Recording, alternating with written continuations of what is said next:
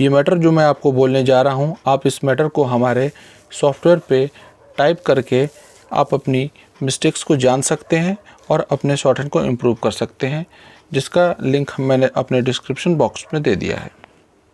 3, 2, 1 start. Mr. Vice Chairman, sir, I thank you for giving me this opportunity to speak on the Banking Public Financial Institution and Negotiable Instruments Law Amendment Bill 1988. Sir, if we go back to the history when the announcement was made by Srimati Indira Gandhi, our former Prime Minister, we had seen that there was opposition even from the congressmen against the progressive thinking, and they said that the banks should not be nationalized. But Indira ji was committed to it. She made it a point to see that the banks are nationalized so that the gates are opened for the purpose of helping the poor and the downtrodden. Sir, we have to accept the fact that the banks have become public institutions nowadays, and even the poor people can go there and get loans. I would like to submit that in some banks the system of lending money and providing financial assistance to the small businessmen, agriculturists, and the person who are small vendors has not been taken very seriously.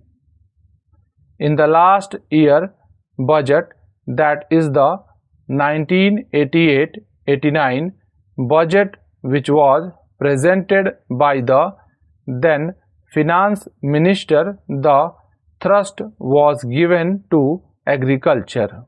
Rupees 2000 crores were allocated for the rural development programs and rupees 3000 crores were given for the benefit of the agriculturists who are employed in the agricultural work.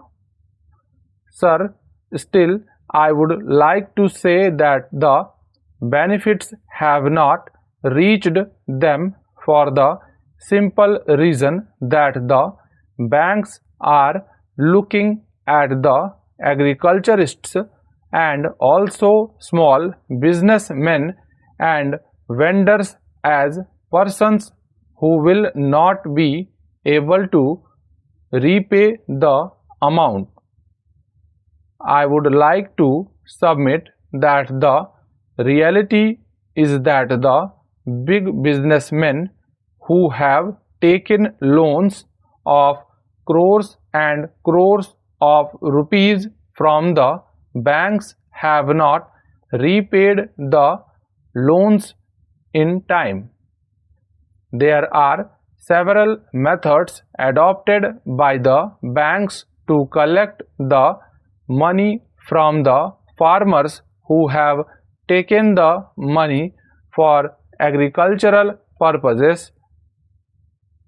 They collect from the sugar mills, they collect from the marketing societies, and from several places the money is collected from them. But the banks are treating the agriculturists as unwanted elements. That tendency among the bank officials should go. Now, sir, they have started a system of bank finances to the agriculturists within a radius of about 20 kilometers, which will definitely benefit the agriculturists. Sir, the other important aspect is that in spite of the deposits mounting, there is a system of paying commission to the promoters in which a lot of bungling is going on. They are paying promoters commission to those persons who mobilize the deposits. When it is a government institution which is depositing the money, why should they pay promoters commission? To whom are they paying? This particular aspect of promoters commission should be removed because the finances are there to benefit the people. The officers are there in the banks to collect the deposits. Why should there be a middleman just like a promoter to get the commission from the bank? Sir, the other aspect is that they are introducing computers. Sir, it is created a furor in the minds of the workers working in the banks. Some unions agree, some unions fail to agree. Some of the banks have introduced computers. Sir, the assurance which is given by the Finance Ministry that the employees will not be retrenched and that they will be accommodated elsewhere should be followed. They should also find out the avenues for employing those persons in some allied works. They are opening new branches. They can be accommodated in those new branches. Sir, even in the rural areas, as the honorable member has just mentioned, the opening of a branch is not a discrete thing. When one Indian bank opens a branch in a particular village, immediately the state bank goes there, the UCO bank goes there. They do not apply their mind, they do not find out what will be the total business there. They should see to its viability while opening a branch. That system is not being followed. I am talking about the southern region. The banks want to have a competition there, but the competition should be on the basis of population there and the area in which they are operating.